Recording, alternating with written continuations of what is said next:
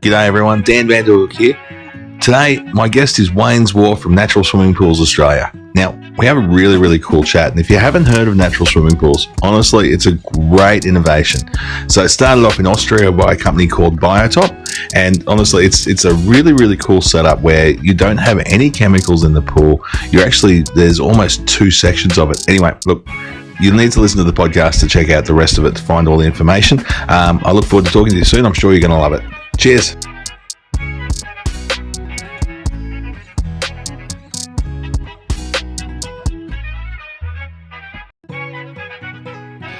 Hi everyone, welcome to Eco Convos with Dan. I'm your host, Dan Vanderhoek, and we're talking today with Wayne Zwar from Natural Swimming Pools Australia. Wayne, thank you, mate, for coming along. Pleasure. So, looking forward to it. Mate, you're based down in Victoria, so we're doing this one over the phone. So, yeah, mate, correct.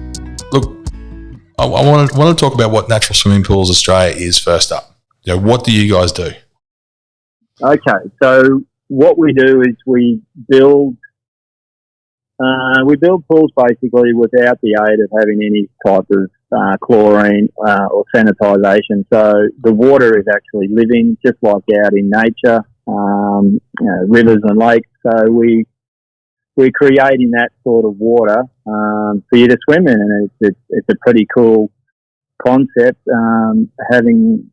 If you've swum in lakes and rivers before, the feeling of that is something, nothing remotely goes close to it. And in the design of our pools, if you want to have sort of an element of aquatic plants in it, yep, we can have that as well. Yep. So they become more than just your standard sort of run around pool. So I'm not taking any credit for it, I must admit. Like, the systems we use are they're manufactured over in Austria, a company called BIOTOP, which has been around for 30 odd years now, and they've developed this idea of swimming in living clean water. So swimming in real water.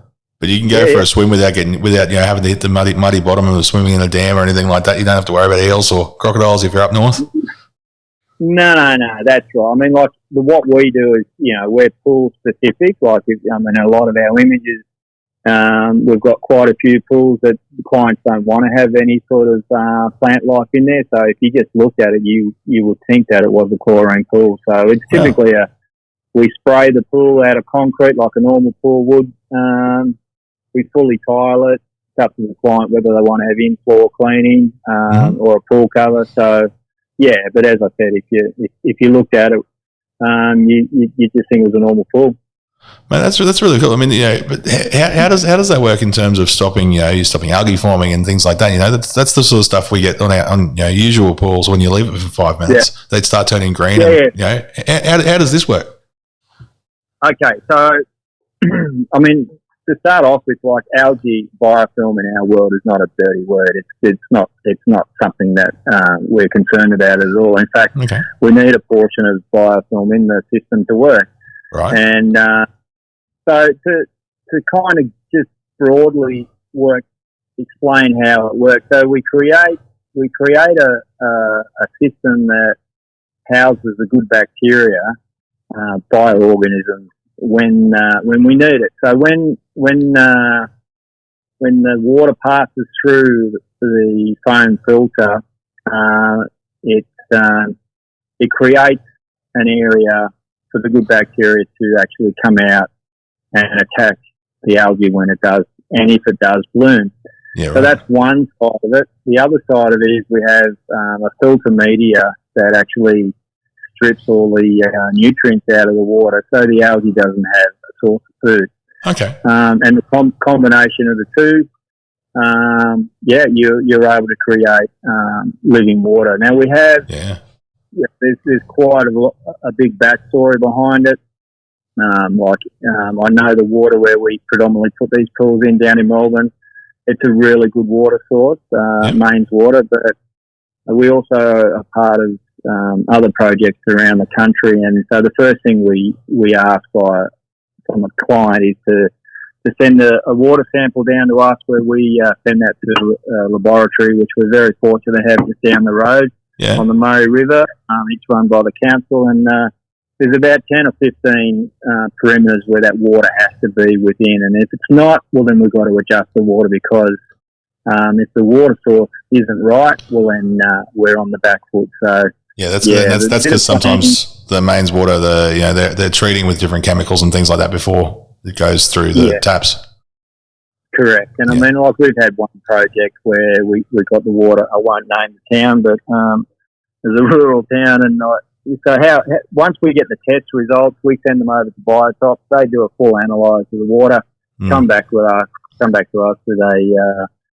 with a report, and there was the silica in the water was just off tap, and they actually made a comment, "This isn't mains water, is it, for people to drink?" And I sort of said, "Yeah, it was." But so getting to that point where the water is a crucial part of how it all how it works and the longevity of it and the quality of it as well. So, well, I mean that's the thing though. Like you said, you're building and working with living water there, and by not having chlorine through the pool or any of the other chemicals like that, it's got to be better for your body. It's better for the skin, especially your skin's your largest organ of the body. It's that's how you take how a lot of our nutrients actually get into ourselves.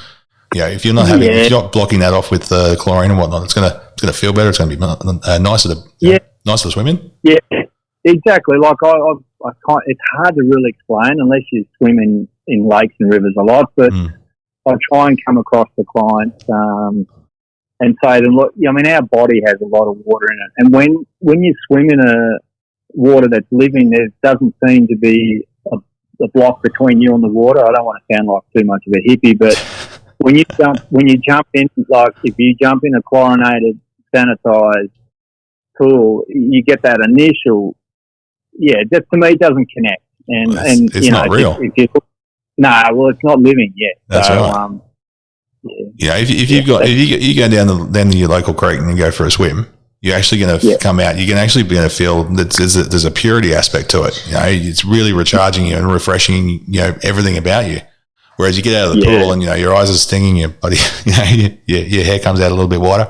Especially if it's a public pool. Well, don't get me started on those. But that's the thing. The feedback we get from clients once, when I go into a conversation with clients, I said there's two main benefits you're going to get. One, you don't have the smell. You don't have that feel that as soon as you get out of the pool, you got to go and have a shower. Yeah, you got to wash off the swim you've just had.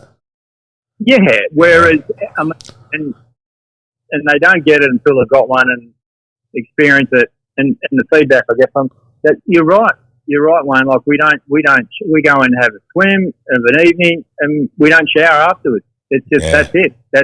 It's a great feel on your skin and on your body, and so.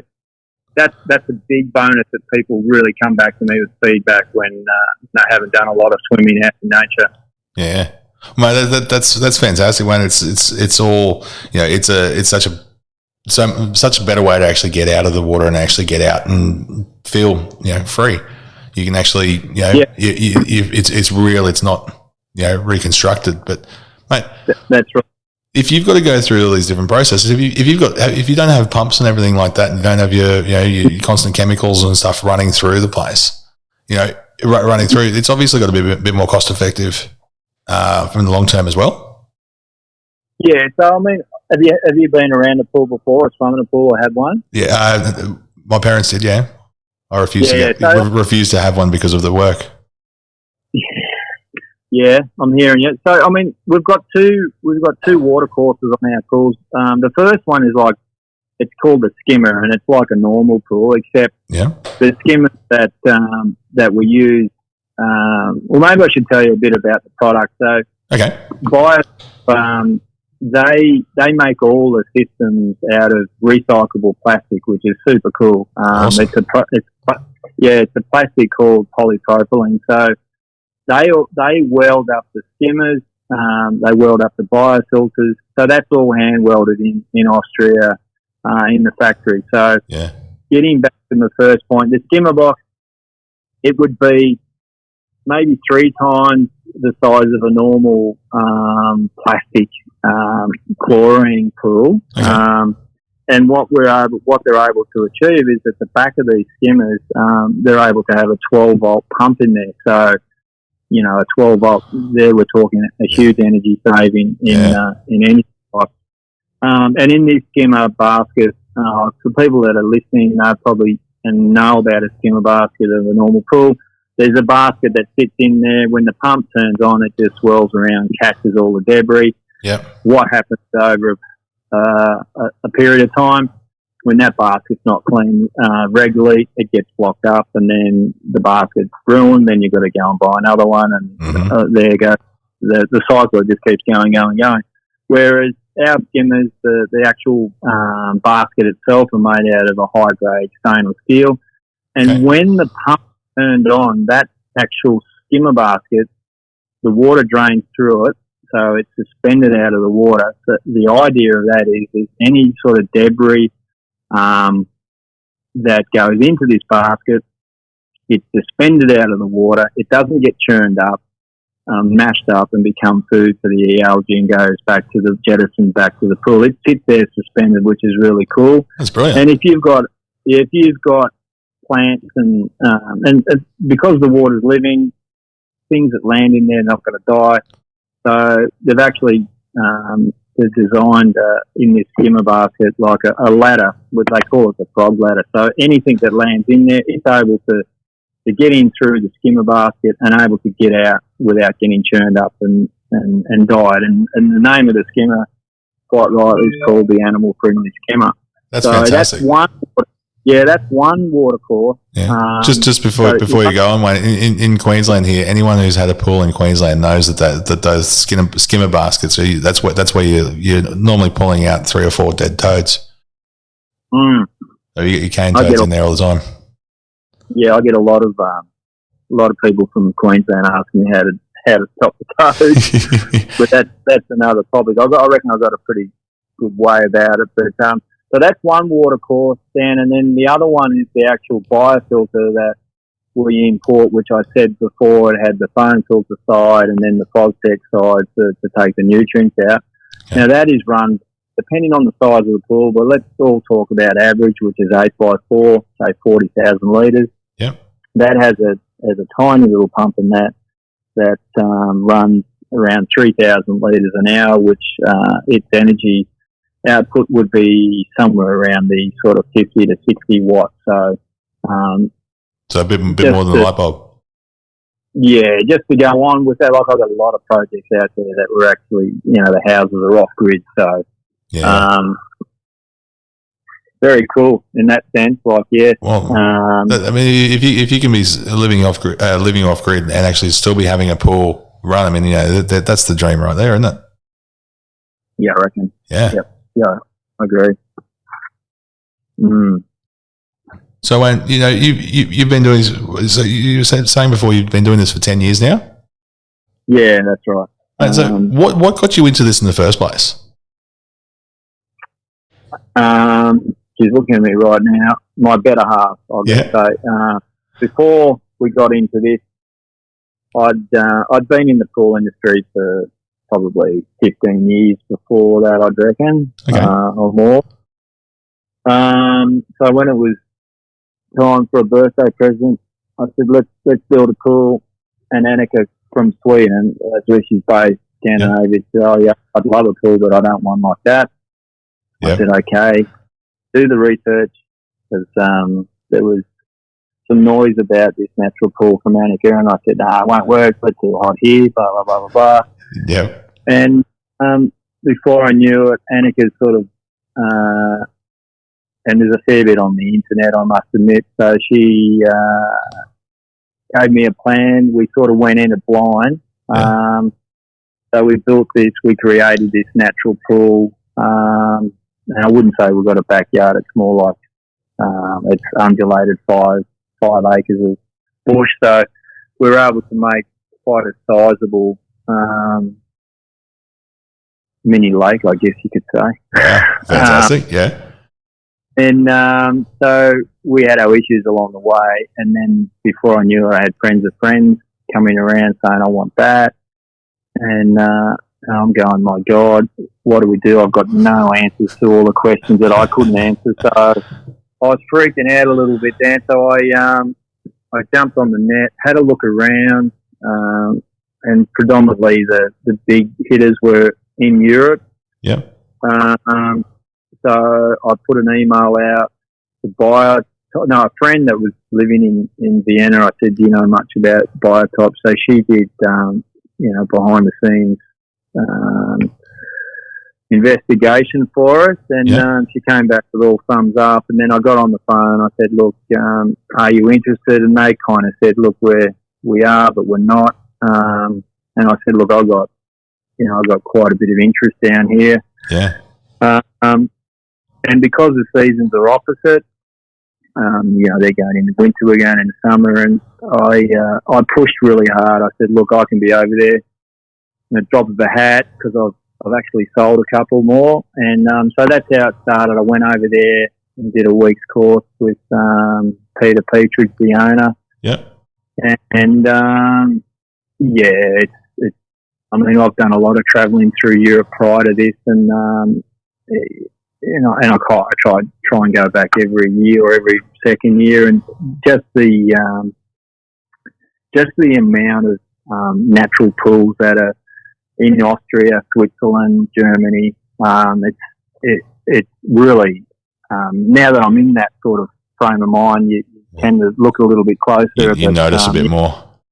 Yeah, and a lot of the motels, hotels, or what do you want to call them, resorts, a lot of them have these kind of natural, this natural pool concept. So it's so that's kind of really ahead of, or essentially ahead of the times compared to here, really. Yeah, and you talk about public pools, like there's a huge array of public pools over there, and I remember when I started. I remember going over there, and Peter was telling me that they just signed up a partner in London, in England, and they were really pushing hard to get a public pool set up, and he was scratching his head because there was a man of red tape, and I thought, oh, geez, if they could get through it, maybe we can. And anyways, they did. They ended up building a natural pool in King's Cross, it was, and got a lot of interest. And then, it's moving forward to me, and where we are here, situated in Australia, it's like hitting your head on a brick wall, because I've had a lot of people within councils and high-end architects, and designers, and we're just trying, but it's just like, unless you haven't got 2 parts or 2.5 parts per million of chlorine floating around at any time, you can't have a public pool. It's unreal, isn't it? It's one of those things too. I mean, we're seeing so much of a push at the moment, and not just towards the pools, but there's that change in the atmosphere that's going on at the moment for people. They're actually starting to look at other options, and being in real estate, I'm noticing those sorts of things a lot, where people are saying, well, we want to have multi-dwelling properties and things like that. We want to be able to be living together. It's there's cost issues, there's issues with homelessness, there's issues with all these sorts of things. We've got such a housing crisis all over the country. Yeah, but it's still like banging your head up against a brick wall, trying to get those things across and through. We need some bit more forward thinking. Yeah, and what really gets up my goat is like if they just went and had a look at countries that had been around a bit longer than us and see what they do. Yeah, but I think, Wayne, that takes admitting you're wrong. Yeah, maybe, but politicians don't like to do that. No. We could go down a rabbit hole there.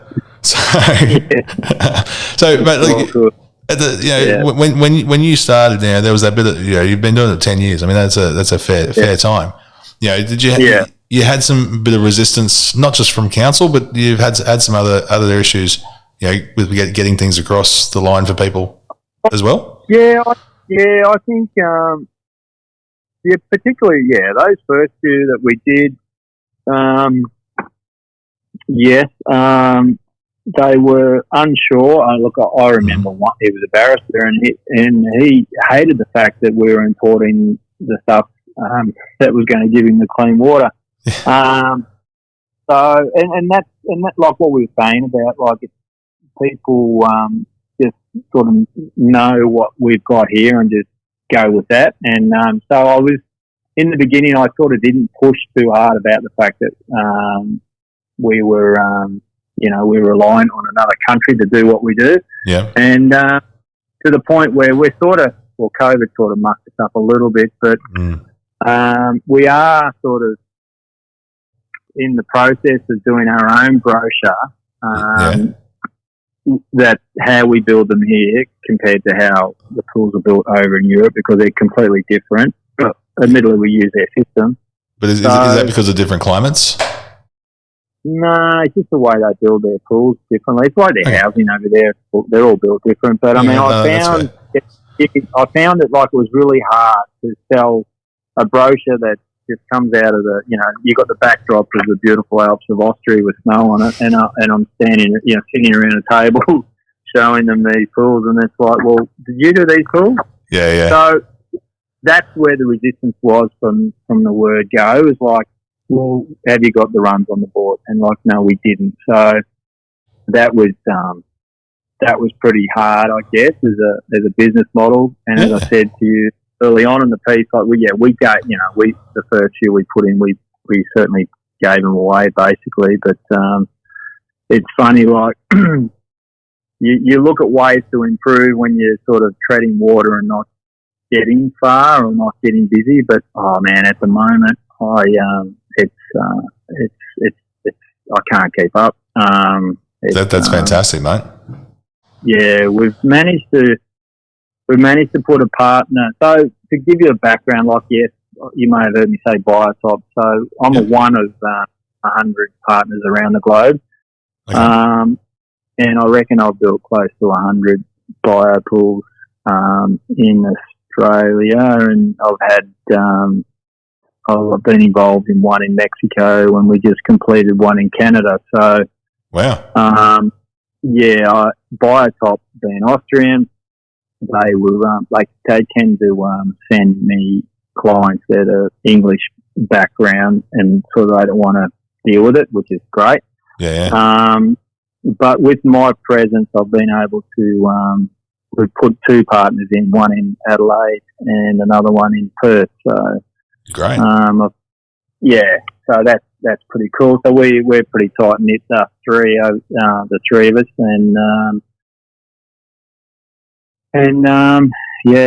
so very much so. And I remember saying to Marco from Perth, who'd been watching me a bit on Instagram, and he was really keen to get on board. This was about 5 years ago. I said, mate, you got to be ready for the hard yards, because you get a lot of inquiries, and but the way these things are priced, because it's all imported from Europe, so it's quality. We've got to ship it over here, and then the real killer for us is that's okay, but it's when you exchange the euros to the Australian dollars, the dollar's pretty weak. We get hammered. So they are a more expensive pool to put in, and I mean, I've just gone through my emails this afternoon, and there's probably 6 or 8 there I've got to reply, which I try my best. But they are a high end pool market project, put it that way. But does that equate down in the long run as well? Does it because I mean the ongoing work and whatnot that goes into your standard pools. I know the pumps and everything are running what seems like all the time. It's the constant input of new chemicals. It's that all those things that go together. Surely it'd start to come good after a while. Yeah, it does. But I think what separates when I say a high end pool, it's like pools are getting cheaper and cheaper here. Yeah, fair enough. That's my uptake on it. I mean, I did look at some numbers. As far as I did a survey, average size pool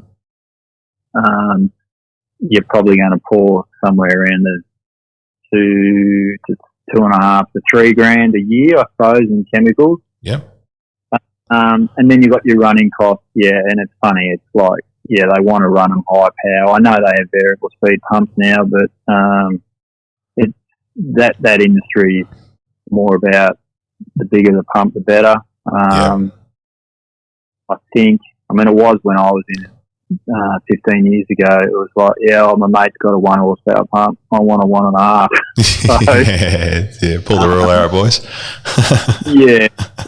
So, but you're right. Like, but yeah, over a period of time, obviously you're not pouring all those chemicals in, and it depends on how you set the pool up, and that's not, that's the same as a chlorine pool, really. Like, if you want basics, yeah, it's going to take you a little bit more to look after it, and it's the same with our pools. Like, I'm not one of these guys, and I see it on Instagram and stuff like that. They say, oh, they're a lot less maintenance. Well, no, they're not. They're a pool, and they need to be looked after, and it's like anything inside. The more love you give it, the more it'll respond. Like, I never ever try and oversell a natural pool that they're a lot easier to look after than any other pool.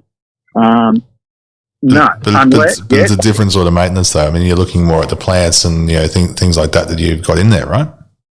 Yeah. But I mean, like, I could easily say, oh yeah, gee, they're the most easiest pool to look after. Yeah, if let's talk about, you have an in-pour cleaning that sort of cleans the bottom with these pop-up jets, so that's going to take all the debris out of it. A pool cover on the top, that's going to stop anything from going in there. So those sort of things, which are a pool that's sort of got everything on it, well then, yeah, you're going to have a pool that's easy to look after. And on top of that, you're obviously not going to have any energy bills because, as I explained to you before, the systems run efficiently. Yeah, it runs nice and simply. So, I mean, if it's got jets already, does that mean you can set it up as a spa bath as well? You can have the spa feature to it? Yeah, you can do, like, the spa, obviously, your spa temperature's up around 38 to 40 degrees, and our pools are only good for like that 27 degrees, which is, that's more than hot enough for a normal sort of everyday pool that you want to swim in. So when you're talking temperatures for a spa, even chlorine won't cut it out. You've got to use even a harsher chemical called bromine. Okay. Now, we have done 2 projects where we had a spa. If you can picture, I don't have them on the website, but they're on the Instagram account, sort of. But we're waiting for everything to sort of grow and settle in. We're going to need to make sure we've got links to your Instagram and whatnot throughout the through the notes and everything as well. But yeah. We work closely with a guy down in Melbourne, Sam Cox Landscaping. He does some amazing natural Australiana landscaping. So we did one. We've done one down at on the peninsula where the client came to us. It was a new house build. It was basically a U-shaped house. He loved the idea of a pond. Going to wrap the house around it, and wanted to have a spa. So what we did is we upsized the actual filter size of the pool by another, I think I did it another sort of 15 to 20% to allow for the spa. Yeah. So what we did, we raised the spa up, and if you can picture it, this thing just looks like a rock pool with a cascading waterfall. At the top of the waterfall, you got the spa. So that sounds awesome. Yeah, so the brief was to him, I said, I can do that, but what's going to happen, we can shut the water off in the spa. You can heat your spa to whatever temperature you want, but you can only use it once, and then you've got to dump the water back into the living water of the main pool, let it recycle, and then go again. You can't have the spa just going flat out all the time because it's just going to kill all the good bacteria and the water's going to go green. Yeah. And whereas a normal spa, that's what you could do because you're pouring all this bromine. All the other chemical, So he was really happy with that, and we built that a year ago. Because he said to me, look, I'm not going to be in the spa flat out.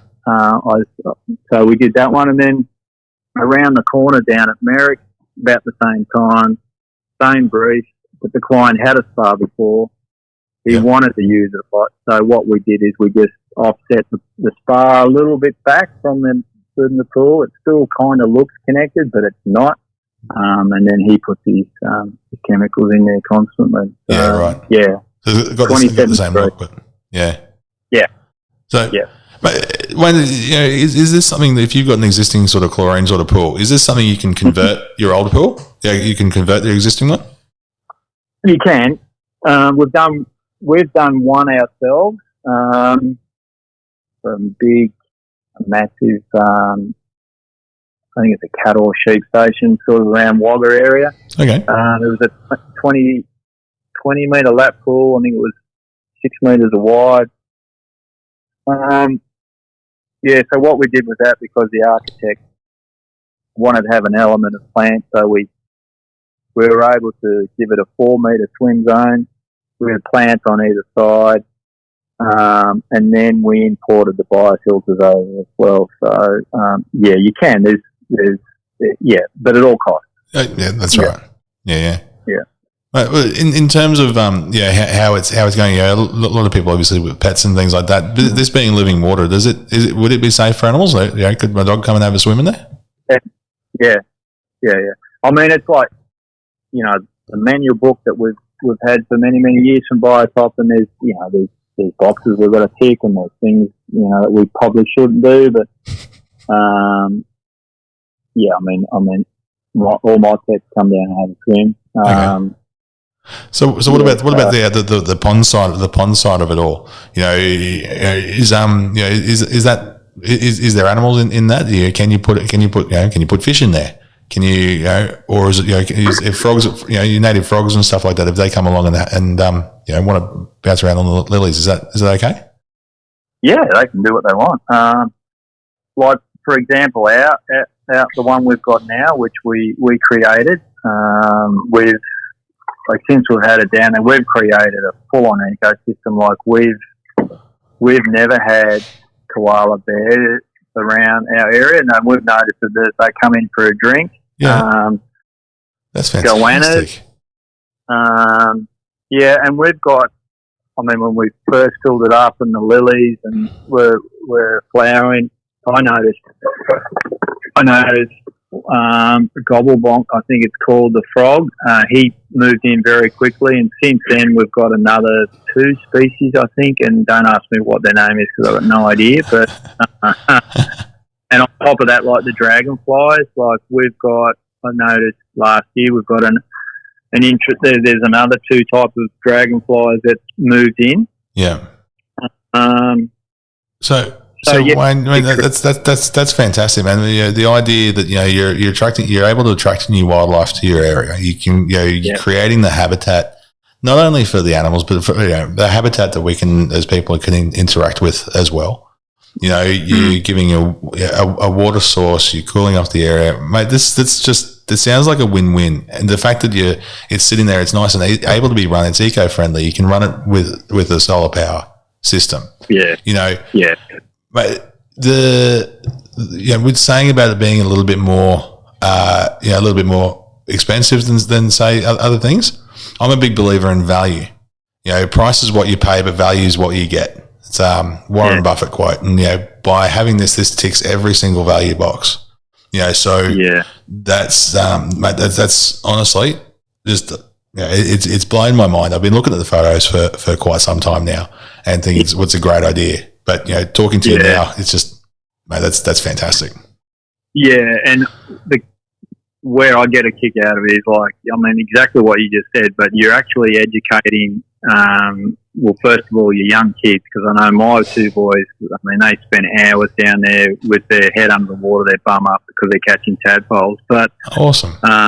You're also educating your kids, and your neighbour pokes his head over and sees a crystal clear pool and says, "Oh, right, how's that all happen?" I wish mine looked like that. So Yeah, so that's what I love about it, because it's all about where I think this space in the world is at the moment, is all about environment. And if we can just educate people about, about doing things without killing and sterilising, well, yeah, I think that's a really good thing. But I think we've got a bit to go yet. Look, at the end of the day, Wayne, I think you're going to find you're going to keep on getting busier and busier and busier. You know, I think there is that growing sort of feeling of responsibility for people. It's starting to move. It's in people's minds where, what can we make a difference with? And I think that idea that, that with that awareness that's coming on, people are actually starting to look around a little bit more at different options. And, it wasn't until that long ago, honestly, that I didn't even know it existed. It was probably going back 6 months ago before I started noticing it. I go, oh shit, this is cool. And so that as it has happened a lot of the reasons in the last 18 months with COVID and whatnot that's gone around, a lot of people have had that time to take stock and learn and see different options. Which is just I can only see that as a good thing. Yeah, 100%. Like we're inundated with work, and like I'm not one of these guys. I'm not a volume guy. Like I could grab a heap more work out there if I really wanted to, but I'm not going to do that, because I'm just going to try and keep it in house and do a good just job. quality. Yeah. So I respect and that. that's the last sort of since COVID. That's for me that I've put 3 projects that we were meant to finish this year, and I mean I know COVID's had a big part of it, but I've just seen that I can't overstretch myself, because that's where things go wrong, and I've just and I know, we've got that much work. Like I'm telling clients now that we're booked out to almost the end of 2022. But and that's the thing. Like people that know us and want us, and they're prepared to wait. So certainly. I mean, that does give you an opportunity to be able to liaise with other professionals. In essentially, when you're saying you've got the guys in Adelaide and in Perth. Looking maybe in some of the other states. Is that an option for you as well to essentially oversee an expansion? Yeah, absolutely. Like we've done 2 projects with Michael Hoy from a company up in Brisbane, and he's a ripper, and he's a time pool builder up there, and so we sort of go to him with clients that are keen, and I tell clients that want to, say they live in Sydney or wherever that I can't get to, source a local pool builder. We'll supply the system, we'll consult, hold your hand through it, and offer them ongoing support. But gee, it's just hard, because a lot of the mainstream pool builders just don't want to know it, and you've got to have you've got to half be thinking about the environment if you want to go down this path. Yeah, of course. Be patient and just to work with nature, but look, the majority of them don't. And these 2 guys that I talked about in the 2 partners, one in Adelaide and in Oban Port, they're young guys. Yeah. I reckon they're probably 30. Yeah. And they're passionate about where they want to go. They're heading in the right place. You need to have that passion. Yeah, certainly.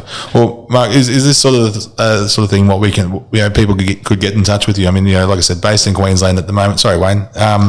If people are based in Queensland, is it something that they'd be able to get in touch with you and say, hey, what do we do? Is that? Yeah. Oh, absolutely. That's a regular occurrence. Okay.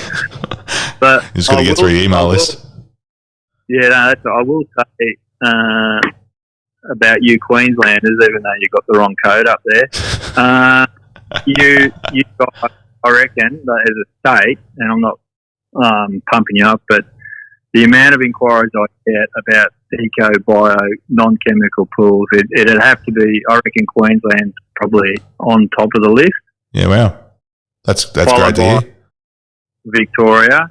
Yep. And then I would say, I mean, you could raffle off New South Wales, and then Perth, and then South Australia. So that's, I mean, because I look like where all the leads coming from. But yeah, you guys up there are you're interested in nature, that's for sure. There we go. We mightn't follow the same footy, but we do a good job. So, you said that.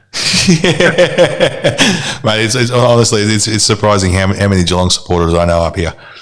I'll tell you that now. Oh, all right, you're gonna hang up on me now. So no. When we get on with all our guests, we get to that time. We're starting to get to that wrap up, mate. This time has just gone really, really quickly, and but we go through and do what we call a 6 in 60. So 6 questions in 60 seconds. All right, you ready to go? Yeah. Quick fire questions. What's a personal habit that contributes to your success? Competitive, I suppose. Yeah, right. And what's the best advice you've ever received?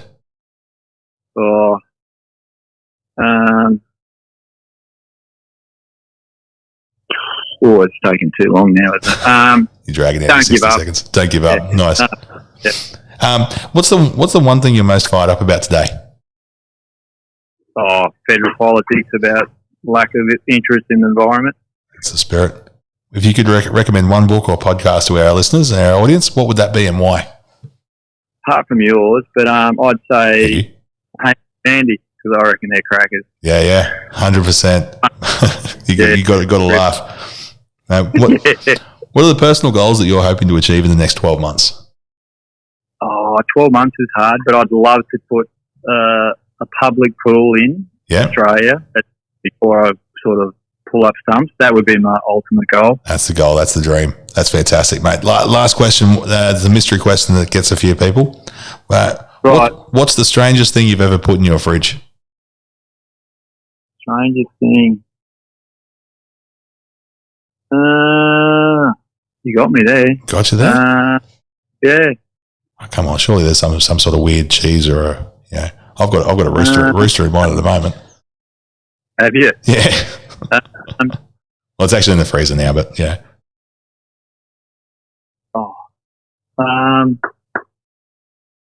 Well, it's not mine, but I would say I'm getting a nasty look here. But the Swedes, mate, they love their still, which is the fermented. Help me out here, Annika. Herring. Yeah. Fermented herring. Fantastic. Yeah. All right, I'll leave you to it. So, all right. Good. Wayne, mate, thank you so much for coming on and having a chat with us today. I really, really appreciate it, mate. That was awesome, and I know it's starting to get late for you guys down that way. But look, mate, is there anything that we haven't touched on that you wanted to say quickly, or you want to give your business a bit of a plug? No, but just thank you for reaching out, because this is, I'll be honest, this is the first one that I've ever done, and I think it's guys like yourself that is going to sort of, enlighten everyone about to look after the environment, and so no, just a shout out to yourself, Dan. Thanks, cool. Mate. My absolute pleasure, and honestly, the more people who can be getting out and thinking a little bit differently, a little bit outside the square, I think the better. Yeah, for everyone. That's cool. So, Wayne Zwar from Natural Swimming Pools Australia, mate. Thank you very much for your time. We're going to have links to all your social stuff and your website and all that stuff. So that way, hopefully we'll fill your inbox and keep you going until 2025. Yeah. All right, mate. Good on you. Good on you, mate. Ringing in. Have a great night. See ya. Cheers, mate. Bye-bye. Bye now. What a really cool innovation and a way to enjoy the benefits of having a swimming pool without actually worrying about chemicals and things like that. I especially love the idea where we were talking about the idea of the cleanliness of the water and how much better you feel once you get out of it. Anyway, look, I'm sure you enjoyed that. I can't wait to get one of these pools myself. Come on, Wayne, you got to come up to Queensland again, buddy. So looking forward to it. Now, make sure you give us a like, give us a 5-star review over iTunes, and share the podcast around. It really makes a big difference. I'm glad you enjoyed it. If you've got any questions or comments, please feel free to leave them below or send us an email. Get in touch. We'd love to have a chat. All right. Thanks, guys. All the best.